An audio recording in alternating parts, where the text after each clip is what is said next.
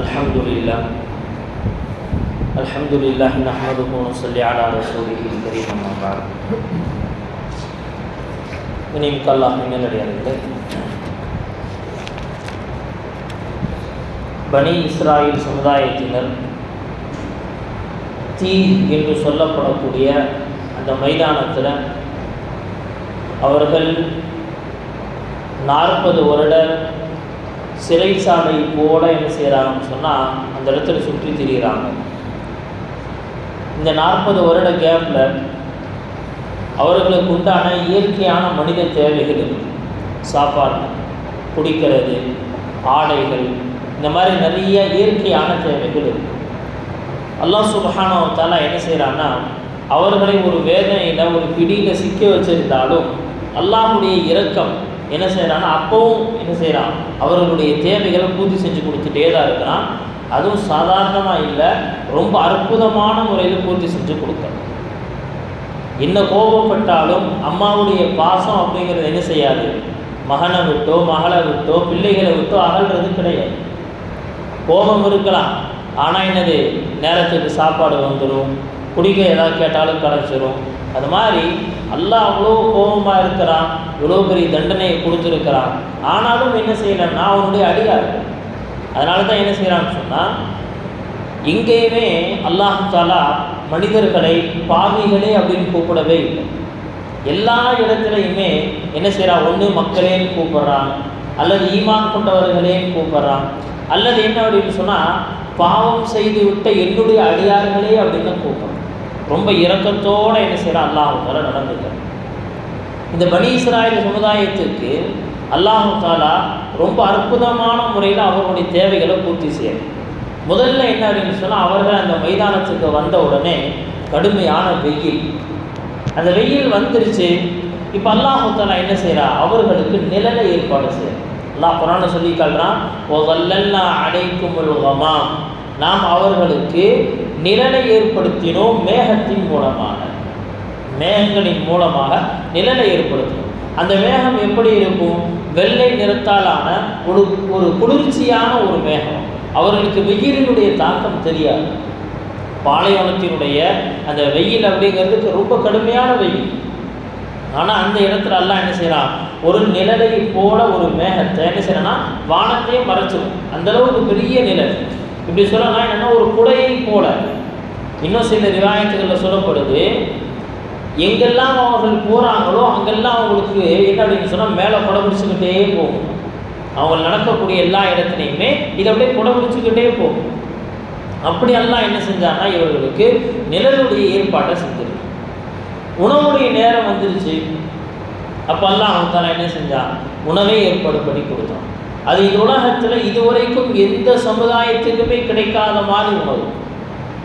அதுக்கு முன்னாடி அந்த மாதிரி உணவு வந்ததில்லை, அதற்கு பிறகும் யாருக்கும் அந்த மாதிரி கிடைச்சதில்லை. அப்படிப்பட்ட ஒரு உணவுடைய ஏற்பாடு. அந்த உணவை பற்றி அல்லாஹ் சொல்லுவான், அன்ஸல்னா அலைக்குமுல் மன்ன வஸ்ஸல்வா, மண்ணு சல்வா என்று சொல்லப்படக்கூடிய உணவை உங்கள் மேலே நாம் இறக்கி வச்சோம். அது என்ன மண்ணு செல்வாங்கிற உணவு? இந்த மண்ணு செல்வாங்கிற உணவை பற்றி கிதாபுகளில், தஃப்சீருடைய கிதாபுகளில் நிறைய எழுதியிருக்கிறாங்க. ரொம்ப ஷார்ட்டாக சுருக்கமாக அவங்க ஒரு முடிவுக்கு வர்றாங்க, இந்த மண் என்று சொல்லப்படக்கூடிய இந்த உணவு என்ன தெரியுமா, இது பனிக்கட்டியை போல. ஸ்னோ இறங்குது தெரியுங்களா, அந்த ஸ்னோ இறங்கும் போது எப்படி அந்த வெள்ளை நிறத்தில் அந்த பனி கட்டிகள் இருக்கோ அந்த மாதிரி இருக்குமா. அது எப்படி இருக்கும், அந்த கலரில் இருக்கும், பனிக்கட்டி கலரில் இருக்கும். ஆனால் அது வந்து பார்த்தீங்கன்னு சொன்னால் அதனுடைய டேஸ்ட்டு ரொம்ப இனிப்பாக இருக்கும், ரொம்ப இனிப்பாக இருக்கும். அதே போல் அதனுடைய டென்சிட்டி எப்படி இருக்கும் அப்படின்னு சொன்னால் ஒரு கோந்து போல் இருக்கும், ஒரு கோந்து மாதிரி இருக்கும். அதை என்ன செய்வாங்கன்னு சொன்னால், அங்கே இருக்கக்கூடிய சில செடிகளின் மேலே என்ன ஆகும்னு சொன்னால் அது வந்து படரும் என்பதாக சொல்லப்படும். காலையில் அவங்க எந்திரிச்சு பார்த்தாங்கன்னு சொன்னால் அங்கங்கே செடிகளில் சில விவாயத்தில் வந்து அப்படி தரையில் என்ன செய்யுதுன்னா அப்படி நிறைய விழுந்து வரும். அதை எடுத்து என்ன செய்வாங்க, அதை ஒன்று சேர்த்து அவர்கள் அதை என்ன செய்வாங்க, சாப்பிடுவாங்க. ரொம்ப என்ன அப்படின்னு சொன்னால் ரொம்ப மிருதுவான ஒரு பொருளாகத்தான் இருக்கும், ரொம்ப சுவையான ஒரு பொருளாக இருக்கும். அது மட்டும் இல்லை, அல்லாஹ் தஆலா என்ன செஞ்சானா அவர்களுக்கு சல்வா அப்படிங்கிற ஒரு உணவையும் கொடுத்தார். இந்த சல்வாங்கிற உணவு என்ன சொன்னாங்க, இது வந்து காடைக்குருவி இருக்குது இல்லை, காடை, அந்த காடை தான் அவர்களுக்கு உணவாக தரப்பட்டுச்சு. ஒரு பக்கம் என்ன அப்படின்னு சொன்னால் இந்த மண் என்று சொல்லப்படக்கூடிய தேனை போல அல்லது கோந்தை போல இருக்கக்கூடிய ஒரு உணவு. இன்னொரு பக்கம் காடைகள். காடைகள் வழக்கத்துக்கு மாற்றமாக நிறைய வருமா அவர்கள்ட்ட, நிறைய வரும். இன்னொன்று என்ன அப்படின்னு சொன்னால், பொதுவாக ஒரு காக்காவாகவே இருக்கட்டுமே, ஒரு சின்ன குருவியாக இருக்கட்டுமே, இது நம்ம தூரத்திலிருந்து நம்ம வர்றோம் தெரிஞ்சால் தெரிச்சு ஓடிடும், அதுதான். ஆனால் இந்த காடை எப்படின்னு சொன்னால் அவர்கள் பக்கத்தில் வந்து அப்படியே நின்றுக்கிட்டே இருக்கும், கையில் பிடிச்சா அது என்ன செய்யணும் பிடிச்சிக்குவோம். அப்படியே பிடிச்சி என்ன செய்வாங்க, அறுத்து அவர்கள் அதை சாப்பிட்டு கொள்வார்கள் உணவாக. இப்படி அவர்களுக்கு என்ன அப்படின்னு சொன்னால் ஒரு அற்புதமான ஒரு உணவுடைய ஏற்பாடு. இதுவரைக்கும் வரலாற்றில் மனித வரலாற்றிலேயே இல்லாத அளவுக்கு ஒரு அற்புதமான ஏற்பாட்டை அல்லாஹ் செஞ்சு கொடுத்தோம். அதுக்கடுத்து என்ன செய்கிறாங்க, இவங்களுக்கு தண்ணி வேணும்னு கேட்குறாங்க. சாப்பிட்டாச்சு, இப்போ தண்ணி வேணும். அல்லாஹ் தஆலா என்ன செய்கிறான், அதையும் ஏற்பாடு செஞ்சு கொடுக்குறான்.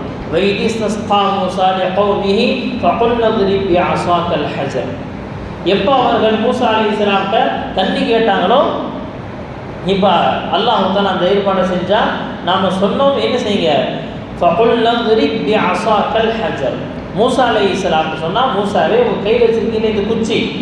மூசா அப்படின்னு சொன்னாலே அந்த கைத்தடி தான். அந்த கைத்தடியை வச்சு என்ன செஞ்சாங்க, அவர்களுக்கு நிறைய அற்புதங்கள். அந்த கைத்தடி பாம்பாக மாறிச்சு, கடல் அடிக்க சொன்னால் கடல் ரெண்டாக பிளக்குது. இப்போ என்ன செய்யறான், அல்லாஹ் தஆலா வந்து அந்த கைத்தடியை பாறை மேலே அடிக்கணும். பாறை மேலே அடின்னு சொல்கிறான். பாறையில் அடித்தவுடன் அந்த பாறைகளில் 12 தண்ணீர் ஊற்றுகள் வருது. 12 தண்ணீருடைய ஊற்றுகள் வருது. பாருங்க, மூசா அலைஹிஸ்ஸலாம் எதையுமே யோசிக்கல. இந்த கைத்தடியை வச்சு இங்கே கடலில் அடித்தா என்ன ஆகும் அப்படின்னு யோசிக்கிற. கைத்தடியை வச்சு இந்த கல்லில் அடித்தா என்ன ஆகும், நான் கேட்கறது தண்ணி, ஆனால் அல்லாஹ் தஆலா குச்சியை வச்சு இதில் அடிக்க சொல்கிறானே, அதெல்லாம் எதையுமே யோசிக்கல. ஒன்றே ஒன்று, அல்லாஹ்வுடைய கட்டளை என்னவோ அதை பூர்த்தி செய்யும். என்னுடைய ரப்பு சொன்னால் நான் செய்வேன், அவ்வளோ. வேறு எதையுமே அவங்க யோசிக்கல. அடித்தா என்ன ஆகுது, 12 ஊற்றுக்கள் வருது. ஏன் 12 ஊற்று வந்துச்சு, ஏன் 12 ஊற்று, ஒரே ஊற்ற நல்ல பெருசாக வந்திருக்கலாமே, ஏன் 12 ஊற்றுக்கள் வந்தது? அதற்கு கிதாபுகளில் எழுதுகிறாங்க, இந்த பனி இஸ்ராயீல்கள் இவங்க எல்லாமே யாக்கூப் அலைஹிஸ்ஸலாமுடைய சந்ததி. யாக்கூப் அலைஹிஸ்ஸலாம் அவர்களுக்கு 12 குழந்தைகள். 12 குழந்தைகளுடைய சந்ததிகளுமே என்ன சொன்னால் தனித்தனி கோத்திரமாக, தனித்தனி குடும்பமாகவே தான் வாழ்வாங்க. தனித்தனி குடும்பமாகவே தான் வாழ்கிறாங்க. எனவே அல்லாஹ் என்ன செஞ்சானா, அவர்களுக்கு அதே மாதிரியே கொடுக்க 12 ஊற்று, ஆளுக்கு ஒரு ஊற்று. என்ன செய்ய, இந்த ஊற்றிலிருந்து நீங்கள் தண்ணி குடிச்சுக்கோங்க, இந்த ஊற்றிலிருந்து நீங்கள் தண்ணி குடிச்சுக்கோங்க. 12 குரூப்பு. அந்த 12 குரூப்புக்குமே பார்த்தீங்கன்னு சொன்னால் தனித்தனி தலைவர்களும் இருப்பாங்க. இவங்க அந்த தீங்கிற மைதானத்தில் தங்குனதும் தனித்தனியாக தான் தங்குனாங்க. யார் என்ன செய்ய, என்ன இந்த கூட்டம் அந்த கூட்டத்தோடு சேர்ந்து அப்படிலாம் இல்லை.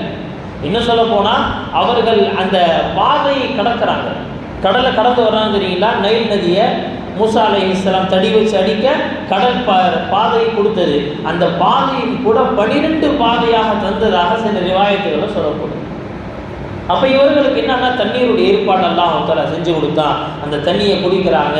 குடிச்சுட்டு அதற்கடுத்து இவர்களுடைய இன்னொரு தேவை வருது.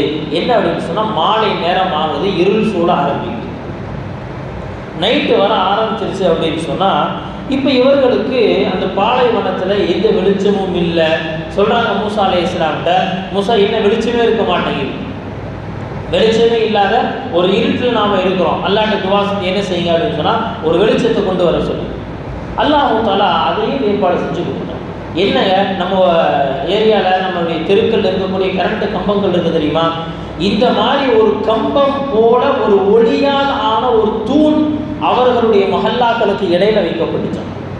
அவங்க 12 குரூப்பாக இருக்கிறாங்கல்ல, 12 குரூப்புக்குமே என்ன செய்யணும்னா தனித்தனியான ஒரு தூண். அந்த தூண் முழுக்கவே வெளிச்சமாக இருக்கும். இன்னைக்கு நம்மளுடைய கரண்ட் கம்பத்தில் மேலே மட்டும்தான் வெளிச்சம், மேலே மட்டும்தான் லைட்டு. ஆனால் அவர்களுக்கு தரப்பட்ட தூண் எப்படிங்க, அந்த தூணே வெளிச்சம், ஒளியால் ஆன ஒரு தூண். ஒளியாலான ஒரு தூண் அல்லாஹ் தஆலா கொடுத்தா அதனுடைய வெளிச்சத்தில் என்ன செய்வாங்கன்னா அவர்கள் தங்களுடைய வேலைகளை செய்வாங்க.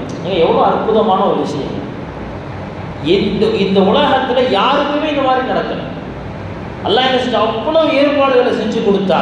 அதற்கடுத்து இன்னொரு பெரிய அற்புதம் என்ன அப்படின்னு சொன்னால், அவர்கள் அணிந்திருக்கக்கூடிய ஆடை.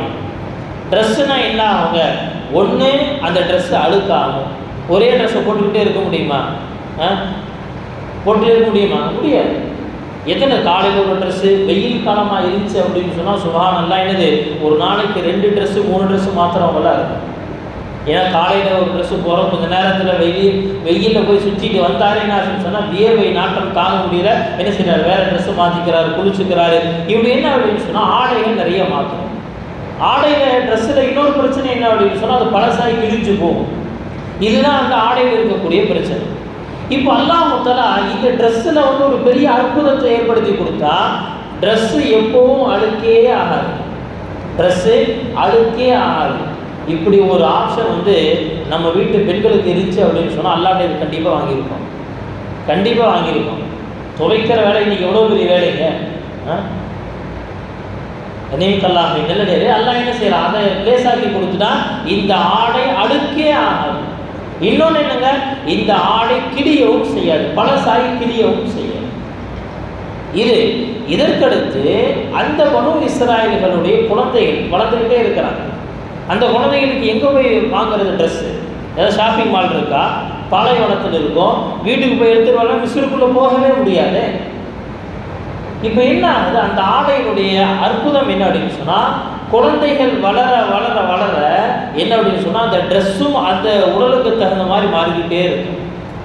உடலுக்கு தகுந்த மாதிரி மாறிக்கிட்டே இருக்கும். அவ்வளவு அற்புதம். அவ்வளவு அல்லாஹ் என்ன செஞ்சானா அவர்களுக்கு எல்லா விஷயத்தையும் செஞ்சு கொடுத்தான். ஆனாலும் கூட அவங்க என்ன தெரியுமா செய்கிறாங்க, அல்லாஹ்வுடைய கட்டளைக்கு அப்பவும் மாறு செய்கிறாங்க. அல்லாஹ்வுடைய கட்டளைக்கு அப்பவும் மாறு செய்கிறாங்க. அல்லாஹ் தஆலா என்ன செய்கிறான்னு சொன்னால், அவன் சொன்னானா இன்னைக்கு என்ன உணவு உங்களுக்கு தேவையோ அதை மட்டும் எடுத்து சாப்பிடுங்க, நாளைக்கு நான் கொடுப்பேன். தினம் வானத்திலிருந்து மண் வந்துக்கிட்டே இருக்குது, செல்வா வந்துக்கிட்டே இருக்குது. மண் செல்வாங்கிற அந்த உணவு உங்களுக்கு டெய்லி கொடுத்துக்கிட்டே தான் இருக்கிறேன். ஆனால் என்ன செய்யாதீங்க, இந்த உணவை சேமித்து வைக்காதீங்க, சேவ் பண்ணி வைக்காதீங்க அப்படின்னா அந்த மக்களில் பேராசைக்காரர்கள் இன்னைக்கு கொடுத்துட்டான், ஒருவேளை அல்லாஹ் நாளைக்கு கொடுக்காம போயிட்டானா என்ன செய்யுது? இங்கே அல்லாஹ்வுடைய அற்புதத்தை இவ்வளோ பார்த்த பிறகும் கூட அந்த சமுதாயத்துக்கு என்ன இல்லை அப்படின்னா அல்லாஹ் மேலே நம்பிக்கையே வர மாட்டேங்குது. இவ்வளோ செய்யணும். நமக்கு அல்லாஹ் தஆலா செஞ்ச உபகாரங்களை நம்ம நினச்சி பார்த்தோம்னா உண்மையிலே வந்து நம்மளுடைய வாழ்க்கையில் நமக்கும் அல்லாஹ்வுக்கும் இருக்கக்கூடிய கனெக்ஷனில் நம்ம எவ்வளவு குறை வச்சுருக்கோம், எவ்வளோ அல்லாஹ்வுக்கு மாறு செய்கிறோம். சரியான முறையில் தொழுகிறது இல்லை, தொழுதா அதில் குறையோடு தொழுகிறோம், குர்ஆன் ஓத தெரிகிறது இல்லை, நம்ம அல்லாஹ்வை விட்டுட்டு உலகத்துக்கே முக்கியத்துவம் கொடுத்துட்டு இருக்கோம். இப்படி இருந்தும் கூட உலகத்தில் அல்லாஹ் நமக்கு ஆரோக்கியத்தை கொடுத்துருக்கிறான், நல்ல உணவு கொடுக்குறான், நல்ல வாகனங்களை கொடுத்துருக்கிறான், எல்லாமே கொடுக்கத்தானே செஞ்சுருக்கிறான். ஆனால் என்ன அப்படின்னு சொன்னால் நமக்கு அந்த நன்றி செலுத்தக்கூடிய அந்த தன்மை வரும். பனி இஸ்ராயல்கிட்ட இது ரொம்ப அதிகமாக இருந்துச்சு. இதை விட ஆச்சரியமான விஷயத்தை பார்க்குறாங்க. இதை விட ஆச்சரியமான விஷயம் அல்லாஹ் தஆலா சொல்கிற, தினம் நான் உனக்கு கொடுத்துருவோம்ப்பா சாப்பாடு, நீ சேமித்து வைக்காத அப்படின்னா இவன் என்ன செய்கிறான்னா, இல்லை அல்லாஹ் நாளைக்கு கொடுக்காம போயிட்டானா என்ன செய்யறது அப்படின்னு சில பலகீனமானவர்கள், சிலர் என்ன அப்படின்னா பேராசை பிடிச்சி என்ன செய்கிறாங்க, உணவுகளை சேகரிக்க ஆரம்பிச்சிட்டாங்க, கறிகளை சேகரிக்க ஆரம்பிச்சிட்டாங்க. அந்த உணவும் கறியும் கெட்டு போக ஆரம்பிச்சிருச்சு. மறுநாள் என்னாச்சு, நாத்தம் அடிக்க ஆரம்பிச்சிருச்சு. நபி ஸல்லல்லாஹு அலைஹி வஸல்லம் அவங்க ஒரு ஹதீஸை சொல்லுவாங்க, லௌலா பனு இஸ்ராயில் லம் யஹ்புஸித் தஆம். இந்த உலகத்தில் பனு இஸ்ராயல்கள் மட்டும் இந்த வேலையை செய்யாமல் இருந்திருந்தாங்கன்னு சொன்னால் உணவு கெட்டு போகிறதுங்கிற நிகழ்வே நடந்திருக்காதுன்னு சொன்னோம். இந்த உலகத்தில் இந்த பனு இஸ்ராயல்கள் மட்டும் இந்த வேலையை செய்யாமல் இருந்திருந்தா உணவு கெட்டு போகிறதுங்கிற இந்த விஷயம் நடக்கவே நடக்காது. தினம் நம்ம சாப்பாடை தூக்கி போடுறோமே, இந்த விஷயம் நடந்திருக்காது. என்ன காரணம் அப்படின்னு சொன்னால் இவர்கள் அல்லாஹ்வுக்கு மாறு செஞ்சுட்டாங்க. உலக வரலாற்றில் அன்றிலிருந்து தான் உணவுகள் கெட்டு போக ஆரம்பித்தது. உணவுகள் கெட்டு போக ஆரம்பிச்சிச்சு. நீனுக்கு அல்லாஹ் நல்லடையாது. அப்போது இந்த இடத்துல நம்ம இன்னொரு விஷயத்தை யோசிக்கணும். அப்போ நம்ம சேமித்து வைக்கிறது குற்றமா? உணவுகளை, காசு பணத்தை எங்களுடைய வாழ்க்கை தேவைக்காக ஒரு மாதத்துக்கு வேணுங்க, புள்ள கல்யாணத்துக்காக எங்களை சேமித்து வைக்கிறது குற்றமான்னு கேட்டால் அது குற்றம் கிடையாது. மாறாக என்ன அப்படின்னா இந்த இடத்துல அல்லாஹ் தெளிவாக சொல்கிறான், என்னுடைய கட்டளை இது, நீங்கள் உணவை சேகரிக்க கூடாது அப்படின்னு சொன்ன பிறகும் கூட நான் அந்த சமுதாயம் அதற்கு மாறு செஞ்சாங்க. எனவே என்ன ஆகுதுன்னு சொன்னால் அல்லாஹ் தஆலா அந்த உணவை கெட்டு போக வச்சான். அப்போ இந்த இடத்துல உணவை சேமிப்பது குற்றம் அல்ல, அல்லாஹ்வுடைய கட்டளைக்கு மாறு செஞ்சது தான் பிரச்சனை. அதுதான் அல்லாஹ் சொல்கிறான், வமா ஸலமூனா, நாமெல்லாம் அவங்களுக்கு எந்த அநியாயம் செஞ்சிடலப்பா, வலாக்கின் கானு அன்ஃபுஸஹும் யஸ்லிமூன், அவங்க தங்களுக்கு தாங்களே அநியாயம் செஞ்சுக்கிட்டாங்க, நான்லாம் ஒன்றும் செய்யல. நீ செஞ்ச தப்புக்கு நீ தண்டனை அனுபவிக்க. உங்களுடைய ஏதாவது ஒரு செயல் அதற்கு என்ன அப்படின்னு சொன்னால் ஒரு எதிர் செயல் நிகழ்ந்துருச்சு, அவ்வளோ நியமிக்கலாம் நெல்லியார்களே. அப்போது இதில் இந்த சம்பவத்தின் மூலமாக நாம் விளங்க வேண்டியது என்ன அப்படின்னா, அல்லாஹ் தஆலா நாம் முதல்ல நமக்கு என்ன நியமத்துகளை கொடுத்துருக்கிறானோ, என்ன பாக்கியம் கொடுத்துருக்கிறானோ அதை யோசித்து அதுக்கு நன்றி செலுத்திருப்பவர்களாக நாம் மாறணும். அதை நன்றி செலுத்துபவர்களாக நாம் மாறணும். அதற்கடுத்த விஷயம், நம்முடைய வாழ்க்கையில் ஏதாவது பிரச்சனை வந்துருச்சு அப்படின்னு சொன்னால் அடுத்தவங்க மேலே படியை போடுறதை விட்டுட்டு முதல்ல என்னென்னா என்னுடைய தரப்பிலிருந்து நான் ஏதாவது அல்லாஹ்வுக்கு மாறு செஞ்சுருக்கேனா அப்படின்னு யோசிச்சு பார்க்கணும். செஞ்சுருக்கிறோம், அல்லாஹ்ட்ட இஸ்திக்ஃபார் செய்யணும். செய்யாத மாதிரி தெரியுது, அப்போவும் அல்லாஹ்ட்ட பாவ மன்னிப்பு தேடணும். ஏன்னா நாம் அறிந்தும் செய்திருக்கலாம், அறியாமலும் செஞ்சிருக்கலாம். ஆனால் அல்லாஹ்ட்ட அவன் எஜமான், நான் அடிமை, நாம் பணிஞ்சு போயிட்டோம். அல்லாஹ் தஆலா என்ன செய்வான்னு சொன்னால் நம்முடைய வாழ்க்கையில் ஒரு நல்ல மாற்றங்களை சுபிச்சைத்தையும் அல்லாஹ் தஆலா தந்துடுவான். அல்லாஹ் சுப்ஹானஹு வ தஆலா அவனுடைய நியமத்துகளுக்கு நன்றி செலுத்துபவர்களாகவும் அவனிடத்தில் அப்தியத்தோடு அடிமைத்தனத்தோடு நடக்கக்கூடிய நற்பாக்கியத்தை நம் அனைவருக்கும் தருவானாக. வாஹிரு தஅவானா அல்ஹம்துலில்லாஹி ரப்பில் ஆலமீன்.